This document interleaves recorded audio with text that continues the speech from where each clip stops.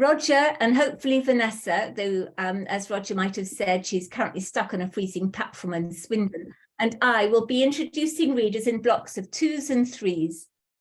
After the first 5 poets have read, you'll be invited to come off mute to applaud them. Please then switch back onto mute for the next batch of poets, who, all being well, Vanessa will introduce. After them, you'll be again invited to unmute and applaud, then mute again for the final introductions introduced by Roger. When they have read, you can also thunderously applaud and then mute for the final open mic slot, which I will introduce. Then after that, I'll hand back to Roger, who will wrap up the evening by filling you in with details about our next submission window for issue 9, for which we will have a very special guest editor. So now it is my very, very great pleasure to introduce our first readers.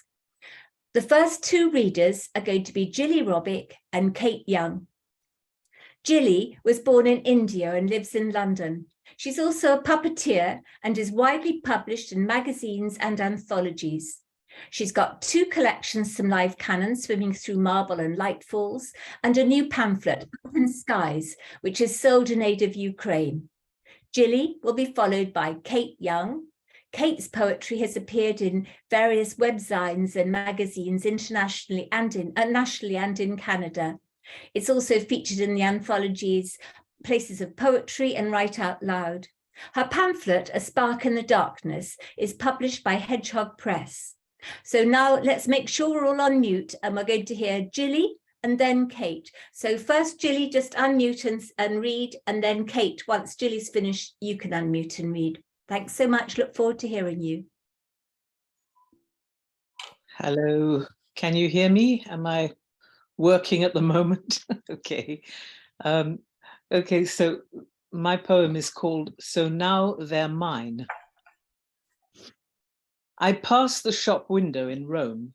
Each day for a week I walk by and look at the beautiful shoes I cannot believe I shall buy. Each day for a week I walk by to admire the flare of the heels. I cannot believe I shall buy something so lovely for feet. To admire the flare of the heels, I have to slow down and smile and let myself be seduced by marbled blue leather and style. I have to slow down and smile back at the shoes on display, which wink and whisper to me, all you need to do now is pay. Thank you.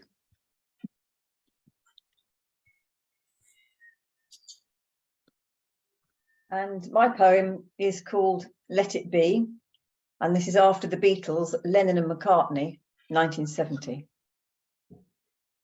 You gave me this gift, this elusive wrap of lyric. I remember sleek vinyl, like otter skin, in the slip from sleeve to deck, needle poised in the semi-breathe, breath before the crackle found its groove. I savour the riff, A minor, D minor, C major, descending to root, chords familiar beneath fingers on strings, like a sigh exhaled at the end of a prayer. I have met my Mother Mary, usually in the tiptoe creep to dawn. I have heard her whisper, felt her heartbeat in the slow of time, like silence after ceasefire, an offering. Let it be.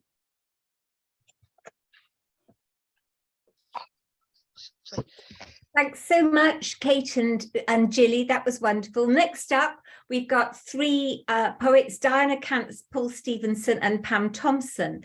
So Diana Cantz's poems have been widely published and anthologized, and she was voted Canterbury People's Poet in 2021. Her pamphlet, Student Bodies, was published in 2020 by Clayhanger Press, and her second pamphlet, At Risk, was published by Dempsey and Windle the following year. Diana will be followed by Paul Stevenson, who's got 3 poetry pamphlets, Those People, which won the Poetry Business Pamphlet Competition. The Days That Followed Paris, written after the November 2015 terrorist attacks, and Selfie with Water Lilies, which was Paper Swans Press in 2017. Paul helps curate poetry in Aldborough, and he will be followed by Pam Thompson.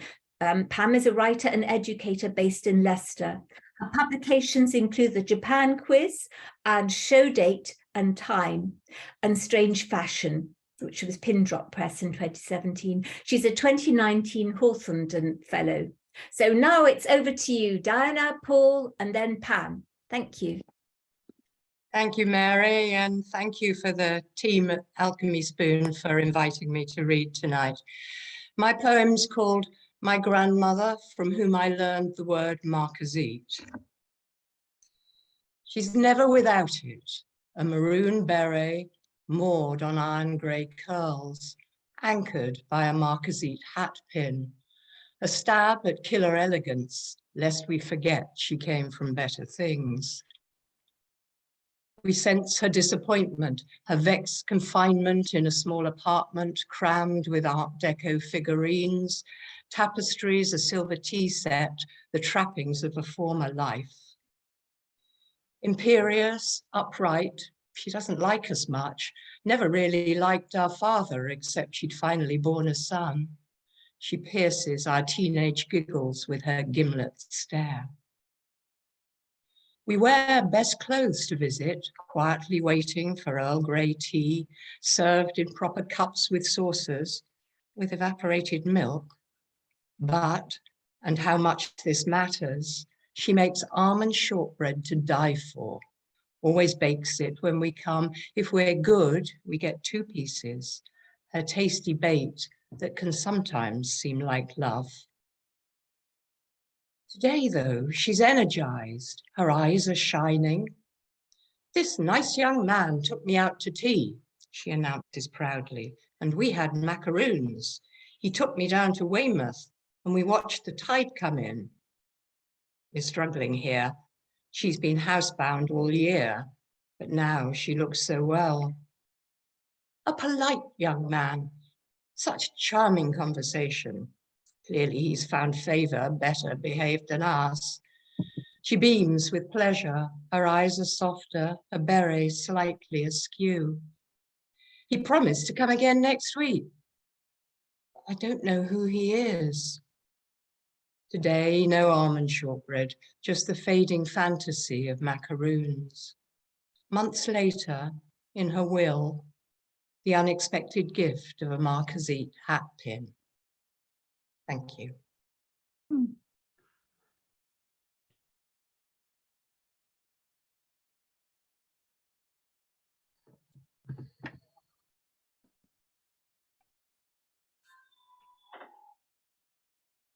Paul, are you there? I don't think he is, Mary.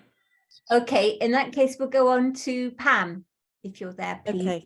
Okay, thank you. Thank you, Mary. Thank you, everybody. It's lovely to read tonight.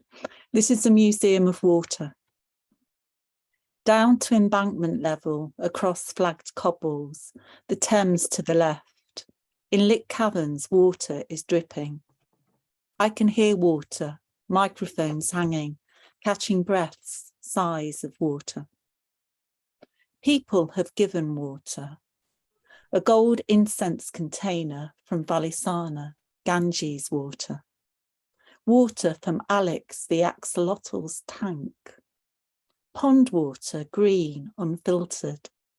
Water that was steam in a science lesson, assembled coloured molecules of water. I didn't bring water. Past, present, future water. Water from the Grand Union.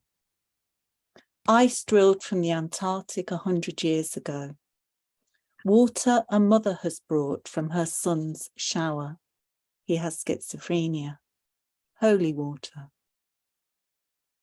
Pour water from a silver teapot into a stainless steel bowl, and voices rise up. Water paired with water. My hands are wet, dipping into water. I can't work out how it's done. Clipped silver water, drilled molecules. Water is singing in green gold. Water from spattering showers.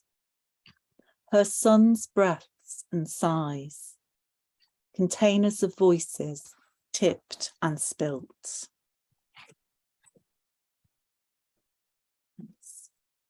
Okay, let's unmute and applaud our first 5 wonderful poets. So that's Julie.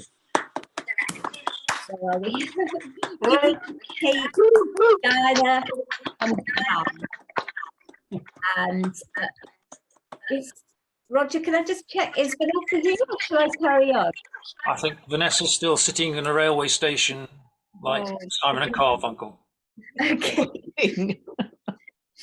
So if everyone can then mute again, I will, except for me, of course. I'll carry on. So the next couple we've got reading are Katie Byford and Kerry Derbyshire. So Katie Byford is a former Barbican young poet and winner of the Oxford Brookes International Poetry Competition in 2020. Her first pamphlet, He Said I Was a Peach, was published in 2021 with Ignition Press, and her work's been published in Magma, Bath Mag, and Modern Poetry in Translation. So following Katie will be Kerry Derbyshire.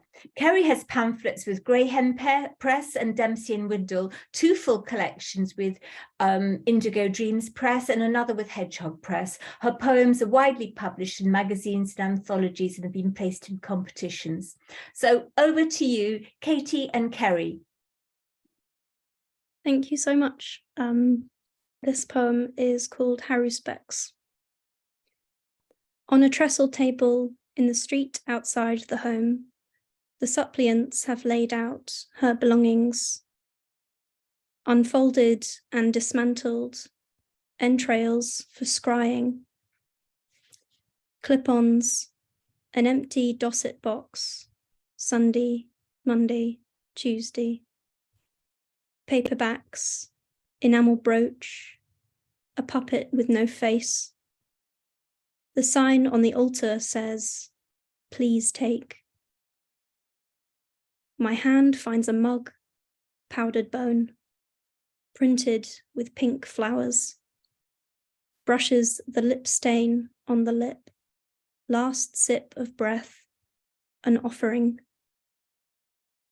I take it home and wash it warm, dissolving her to nothing.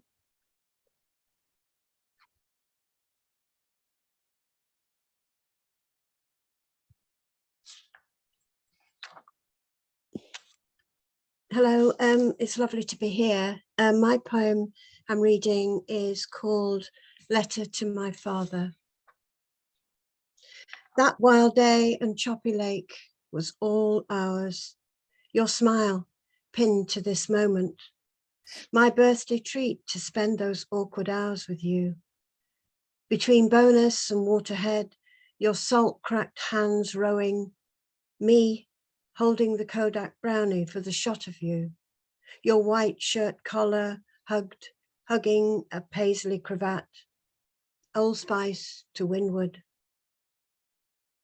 Your woolen jumper, leather-patched elbows, ingrained with evening tobacco. How rare you were. I couldn't head off the storms, my mother's air of anger, never far away, sharp as a circling pike. 40 years later, I'm reading your letter, remorse between the lines. Too late to tell you, but if I could have this gift all over again. Thank you. That was wonderful, Katie and Kerry. Thank you so much. And now we've got 3 more poets, Rachel Klein, Claire Booker, and Kate Noakes. So Rachel Klein is from Glastonbury. Her collection, Singing at the Bone Tree, explores environmental issues, and her pamphlet, Del Golem, explores her migrant Jewish heritage. Her collection, You'll Never Be Anyone Else, is forthcoming with Seren and explores childhood identity, sexuality, and aging. Rachel will be followed by Claire Booker, who is a medical herbalist who lives near Brighton. Her poems have appeared most recently in Poetry Birmingham, Dark Horse, Magma, and Miss Lexia, Under the Radar, and on Worthing Pier. Her first full collection, A Pocketful of Chalk, is out with Arachne Press. And Claire will be followed by Kate Noakes, who's a PhD student at the University of Reading, researching contemporary British and American poetry. Kate's 8th collection, Goldhawk Road, will be published by Two Rivers Press next month. She lives in London and when not writing is a printmaker. So now it's over to Rachel, Claire and Kate. Thank you. Both my parents were infant migrants from the Ukraine back in the beginning of the 20th century. And in 2010, my nephew and I managed to go to Ukraine in much happier times to follow family footsteps. And I also, in my youth, I was a professional actor, and one of my favorite playwrights was Chekhov. I absolutely loved playing his parts. You could think the character's thoughts just from the way he wrote. So this was a visit to his apartment where he sat writing in Yalta. Chekhov's stick. Some days we have no visitors, says Svetlana. My guide longs to escape provincial tedium and daydreams of English palaces. Like Irena, she sighs, ah, London, London, London. In the room, a washstand, a samovar, a desk. Its net curtains catch the Yalta light. And by a coat rack in the corner, Svetlana recounts domestic tales. Without warning, she places Chekhov's stick in my hand. I stroke its elegant malacca, its silver top. His tragicomic tales of ladies with dogs, drunken hussars, station masters, and 3 sisters who long for change. Petty follies of a bourgeoisie teetering in the shallows of revolution's vortex. Ah, Svetlana, your London, my Yalta. I return my hero's totem to its place by its coat in the corner. Thank you.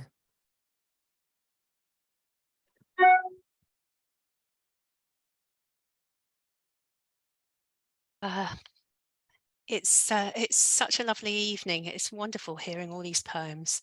I shall add mine to the mix and take you off to Fez in Morocco. Babouche slippers. We plunge through the blue-tiled Moorish arch into a bee-hum of people.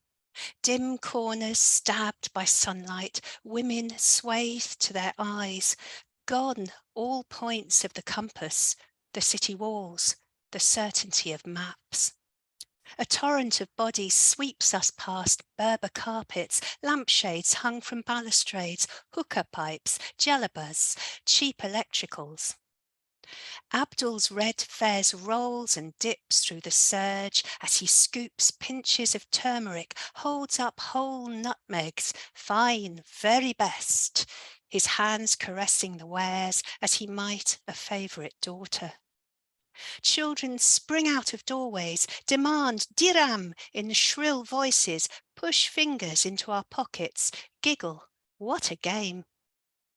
Abdul reappears with sprigs of mint against the tannery's reek, leads us towards a terrace of vats that gape ox blood red, burnt gold, Chefchaouen blue. Men knee-deep, hauling animal skins by the scruff of their necks.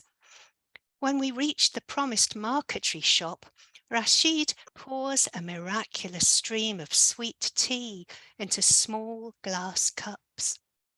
It's time to squat, talk numbers, bargain with those fine eyes, the subtle geometry of his mouth. He unclasps an exquisite chessboard inlaid with silver and 4 kinds of aromatic wood. Chess pieces lie tumbled together in dark seclusion. He raises the price when I lower it, then throws in a pair of babouche slippers. A gift because you please me very much. I lean in, inhale a forest of scents. How easy it would be to accept all he offers.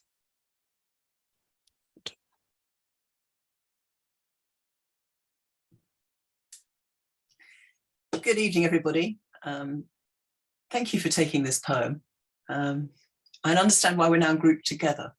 So we've been to Crimea and Fez, and we're now going to India. Please supply 1 elephant, the voucher said. The bloodied hole in her ear was larger than a fist. Who could have punched that? And was threaded with faded red baler twine, knotted many times, making reins for the mahout to pull her this way, that, so the hole was stretched over decades.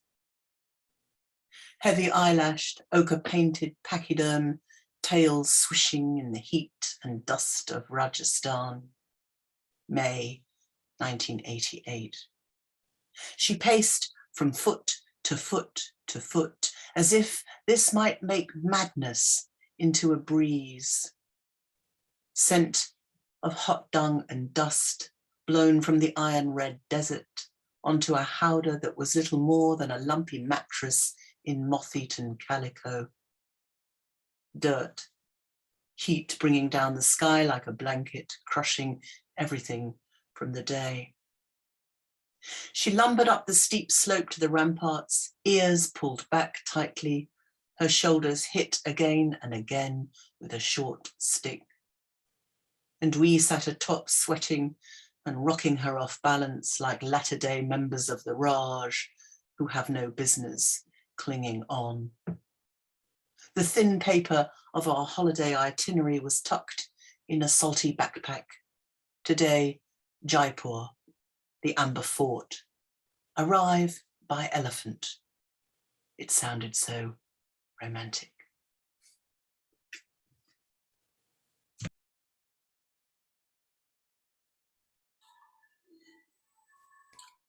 So if you want to unmute, you can actually applaud them live, and then we'll hand over to them.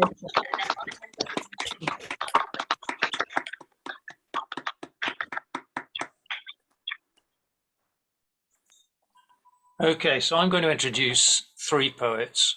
Unfortunately, one of them, John Lancaster, is unwell tonight and can't. He's asked me he's asked me to read his poem, which I'll do. So I'll introduce the first 2 poets, and then you can applaud them, and then I'll do my bit. So the 2 poets I want to introduce are Barbara Barnes.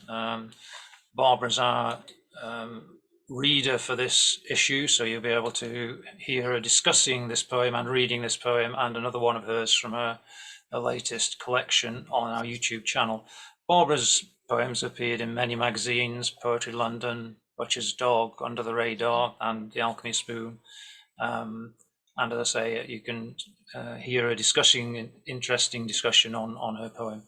The second poet I want to introduce is Rob Walton. Rob's Scunthorpe, lives in Whitley Bay, and his poems and flash fictions been published in the UK, USA, Canada, Ireland, New Zealand.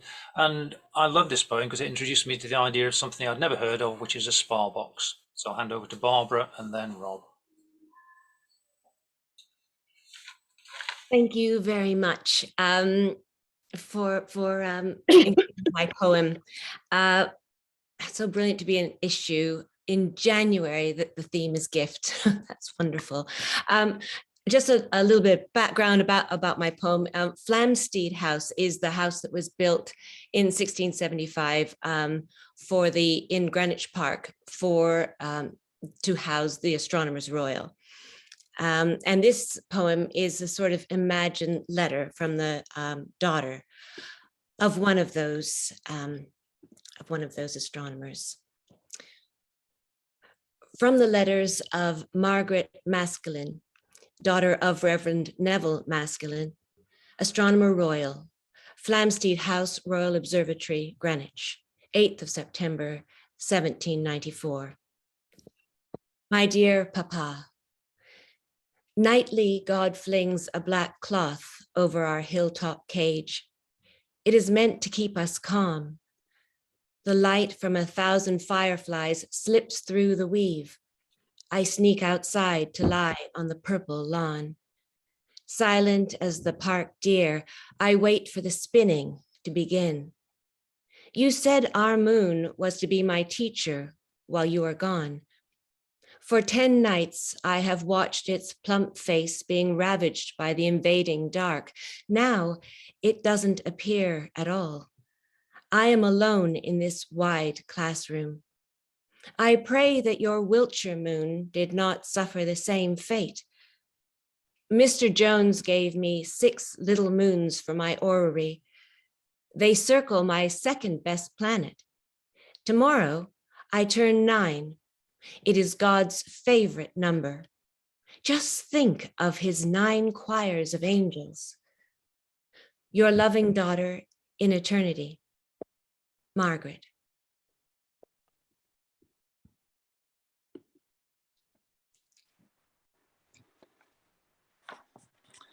Thank you very much for those nice words about Sparbox. I'll explain very briefly what a Sparbox is.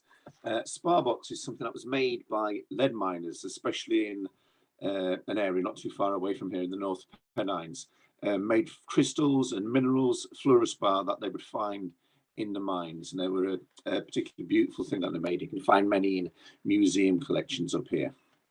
Sparbox. I put a waxing moon and a too bright sun in a Sparbox.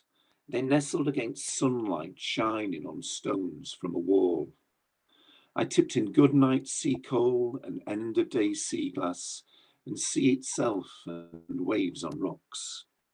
Before I closed the lid, I slipped in some thoughts of bead and keel disguise, a Wallsend dawn and a Wearside beer garden at dusk. In went illumination from Armstrong's plans for lighting a house by hydroelectricity and Gertrude Bell's travel diaries. I put flakes of paint from this bridge and that bridge and sand from that beach and that beach. I shook it until it settled, and then in the gaps I put light and shadow and dark and night and day. Thank you very much. So if you'd like to unmute, we can hear the applause, which is even better than seeing the.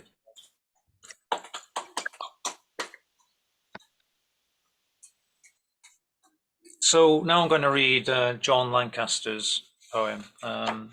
John's had 5 poetry collections published, and one of his poetry collections won the inaugural Arnold Bennett Book Prize. I'm particularly keen to read this poem because it's about a library in Biddulph, which is about 5 miles from where I am at the moment and somewhere I know well.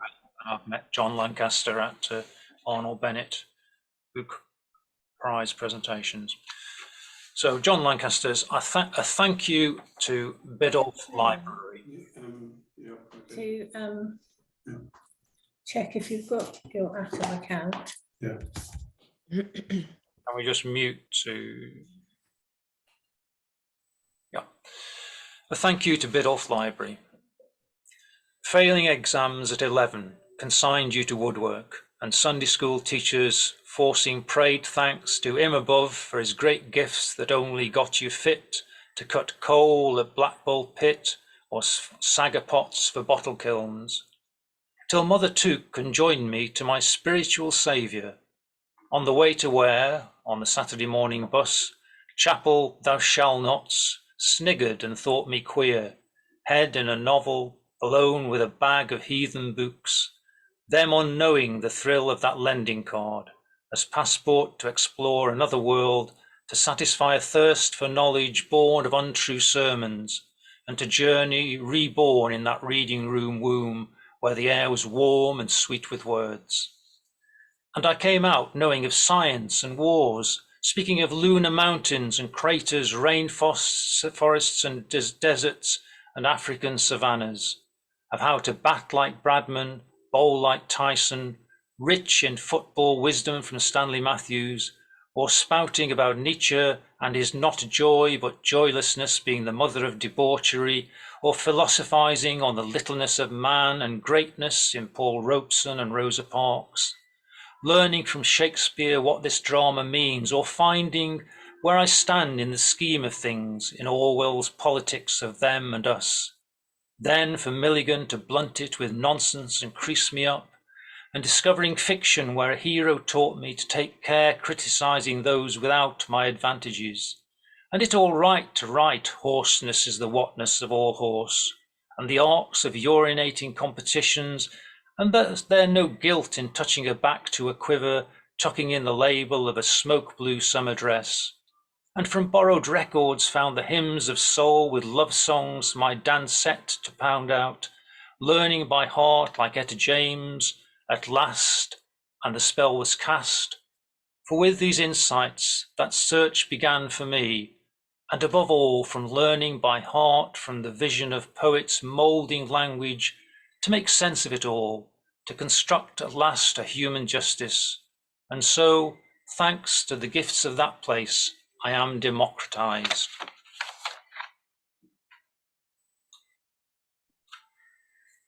So that's the end of our poems from the issue. I'm going to hand over to Mary now for the open mic session. Yeah, so I'm now going to, this is an inaugural thing for the Alchemy Spoon, and we are going to have 5 open mic readers, all of whom have appeared, I think all of whom, maybe not quite all of whom have appeared in the Alchemy Spoon in the past, so who knows. Anyway, so here goes. It's going to be Finola Scott, Steve Harrison, Veronica Zundel, Adam Cairns, and Heidi Beck. So we'll be reading in that order. And if you can just unmute when you do it and then mute afterwards. And then after Heidi Beck, then we'll all applaud. So it's Finola, Steve, Veronica, Adam, and Heidi. Look forward to hearing from you. Sorry, have I just to go? Thank you, thank you. Yeah, it's really lovely being able to read at this event. This poem, I'm fascinated by whaling, and there's so many places in Scotland that's got a history attached to it. And so I'm just going to read it. Whalefall. After weeks of mutterings of tides, chandlers, barrel builders, of him judging harpoons, of their home strewn with charts, she's weary, skin and bone. She turns away from dark waters, has no need to see his greedy boat surge down the firth. Like the whales, she knows its sails, their flying speed that carves wakes, announces death. Now she'll unlace convention's whalebones, seek the succour of a loan, breathe perfumed loam. For thinning moons, there'll be no presence heavy beside her. For singing seasons, all will be hers. Not until blood soils the silver of the Tay, and his vessel returns corpse-laden. Callous-handed, he will be fresh tattooed. She hopes at least for gifts of ambergris among the baleen and barrels.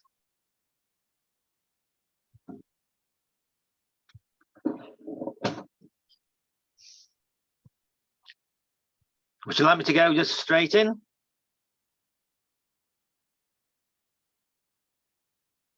Hi. Here's a poem that is actually in this this Times magazine. It's called "I Give You Ink."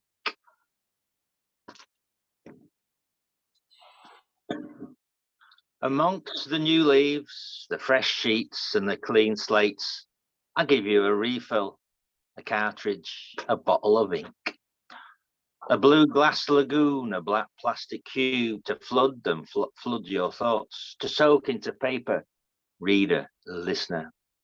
Take care in search of stainless scripts. Watch out for accidental fingerprints. Choose from Virgin white bright paper or recycled themes, ceramic inkwells, still split nibs, maybe a brass levered grammar school bakelite pen. Pump the blue lifeblood, fill the rubber sack with careful nudges, tap the keys to your future. Wear away the ballpoints with well-chiseled strokes, sentences that skip across the page and don't look back. Drain that cartridge till it smokes. Treat the world to your curves and lines, to notes in cards, shopping lists that rhyme. Poetic forms you've never filled, new novellas, flashier fiction. Fill other people's mouths with your scripts. You can be the wordsmith's match. Ignite me, illuminate the world. Thank you.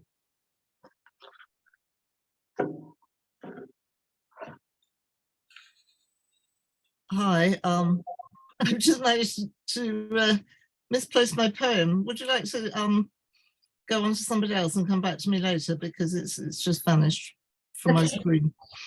Adam, are you okay to go now? And Veronica, you can then go. Then we'll do Adam, Heidi, and then Veronica. Is that okay, everyone? So over to you, Adam. Thanks very much, Mary. So I'm doing the writing hour, which is fantastic. Kim and Claire are fantastic. So this poem came out today's workshop, and it's after the heron who stood with me in the ruins of another black man's life by Roy McFarlane. It's called Jacks.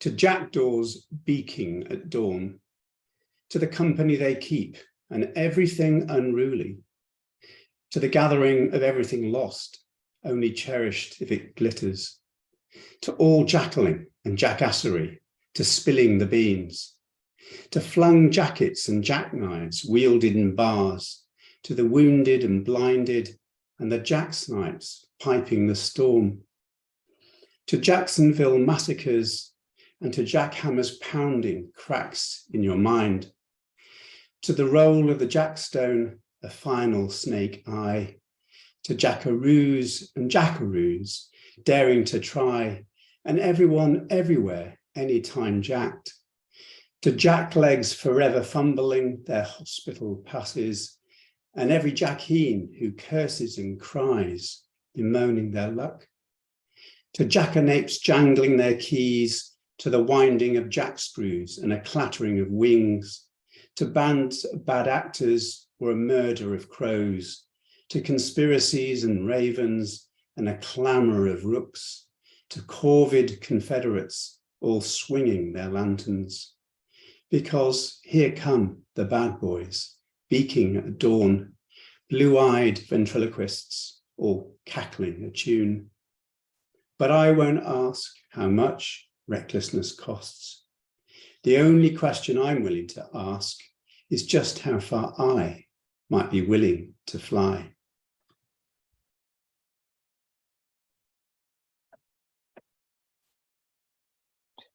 Okay, is it me now? Yes. This is a lipogram, which, if you don't know what that is, basically no letters of the alphabet can be used in the poem except those which appear in the title. And the title is The House of Winter. Her sear truth, woe. No sun, torn trees, strewn thorn. Worn whore, foe whose ire we shun, she won't fire her hot fuse. In frost shine, fine wires twine, their own wet tune winds. Snow too writes its terse note, refines town to white stone. Now, out of rent, thrown, feet sore, we rue the stern hours. How these few ties wither. Thou, wise south, whose worth wins us, where is new wine? Show.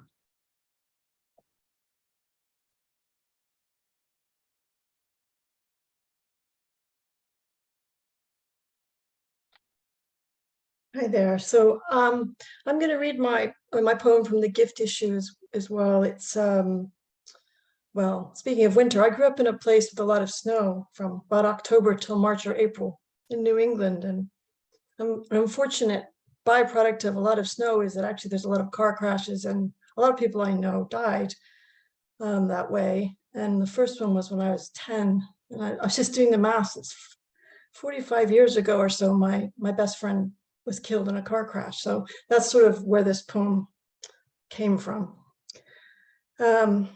Hawaiian necklace. Strung with beads from a tropical tree, with 7 twisted teeth dangling. It lives secreted in a slender drawer, in a jewelry box beneath my bed. I wore it once on Halloween with a grass skirt over a turtleneck and thick white tights, a hula girl in snow.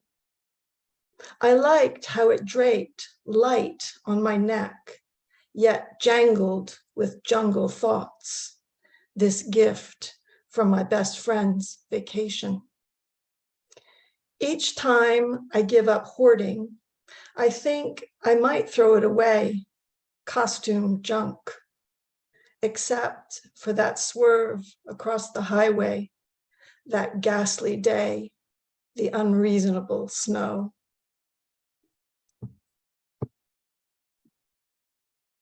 That was amazing, Heidi, and Veronica also, and Adam and Steve and Finola. Can we all unmute and give everyone, all our readers, all our readers.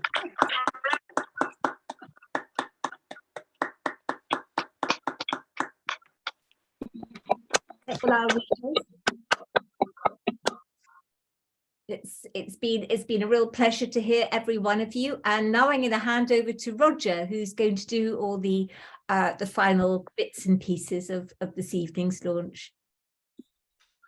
Thanks, Mary, and thanks to Mary for editing this issue. If you've not bought your issue yet, the link's in the chat, and the pile of remaining magazines is behind me with envelopes all ready to post out to you should you buy one. And what you'll find is not only are there the brilliant poems you've heard tonight, there's a lot more brilliant poems. There's an interview with Liz Berry, which is fascinating advice to our readers, and an interesting personal view from Jane Byrne as well, which is written in quite an unconventional form, together with reviews of over 20, I think, excellent new books by our reviewers, some of whom are here with us tonight, and to whom we're eternally grateful for reading the books and giving us the reviews.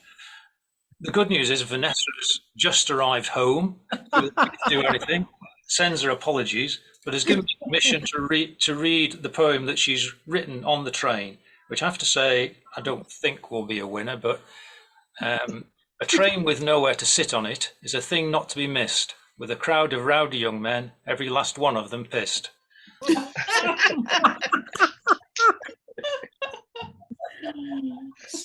Send our commiserations to She's occupied her time usefully. So issue 8 is on the streets and available for purchase. For our next issue, our theme is going to be graffiti, which I think should be an interesting theme, and we're really interested in all the varied ways that our poets will interpret that. And the submission window for that opens on February the 1st. We've got a change in that we've invited a guest editor who's here tonight, if I can spot her on the screen somewhere, Diana Cant, who's read for us. Diana's a poet, she also reviews for us, and she's also shown her worth in selecting poems by being the judge for what was the first ever Clayhanger Press pamphlet competition, and chose a really good poet and a really good pamphlet for us. So Diana will be helping us with a selection of poems and putting together the issue. So it's quite an exciting time. So that issue will also contain the details of the Alchemy Spoon pamphlet competition, which again is new for us, and we'll It's a work in progress. I'm sure by the time the issue comes out, we'll have thought what we're going to say about it, but there will indeed be a pamphlet competition. So thanks to all our poets, thanks to all our reviewers, thanks to everybody who's turned up tonight. And we look forward to the next issue and getting together with you in a few months' time to celebrate that. So let's once more unmute and applaud all of us, including our readers and listeners, and we'll say good night.